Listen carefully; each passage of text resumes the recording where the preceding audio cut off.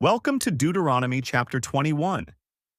This chapter deals with edge cases, the messy, uncomfortable scenarios where standard rules blur.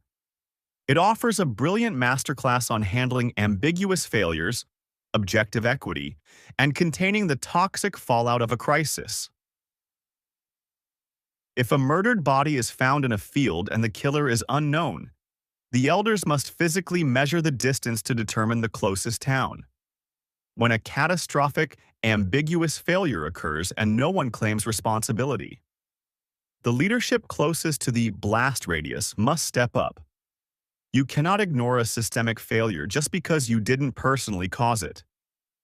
The elders of the nearest town must wash their hands over a broken heifer and publicly declare their innocence. Unresolved corporate trauma requires a formal, visible protocol. To prevent toxic rumors and lingering blame, leadership must execute a definitive, public, clean slate ritual so the team can move on. If an Israelite takes a captive bride, she must be given a full month to mourn her past before marrying. Aggressive acquisitions require immense psychological empathy. When acquiring new talent or integrating a new company, you must grant them a dedicated buffer period to process their massive transition before forcing integration. If the marriage fails, he must let her go entirely free. He is strictly forbidden from selling her to recoup his losses. If an acquisition or a high-level hire fails, you cannot exploit them or hold them hostage. You must execute the severance with absolute dignity, letting them walk away clean. If a father prefers one wife over another, he cannot strip the inheritance from the true firstborn just to reward his favorite son. Exceptional leadership requires ruthless objectivity. A leader is strictly forbidden from letting personal favoritism or emotional bias dictate the distribution of corporate equity and promotions.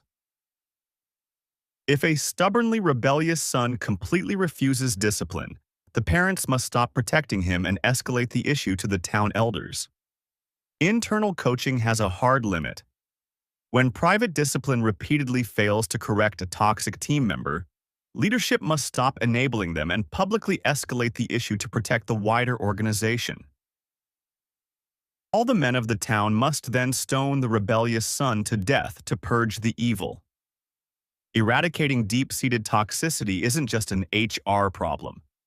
It requires the entire community to collectively agree upon and ruthlessly enforce the organization's highest, non-negotiable boundaries. Finally, if someone is executed and hung on a tree, the body must be buried that exact same day. Contain the fallout. When a severe public termination happens, leadership must quickly bury the drama before sunset, ensuring the toxic spectacle doesn't pollute the next day's operations. Deuteronomy 21 proves that true leadership means handling the messiest edge cases with dignity and speed. This leaves us with two important questions to chew on today. First, are you letting your personal favoritism dictate who gets the best opportunities on your team? And second, when a toxic failure occurs, do you quickly bury the drama, or do you let it hang around and pollute the office? Take a moment, breathe, and let them sink in.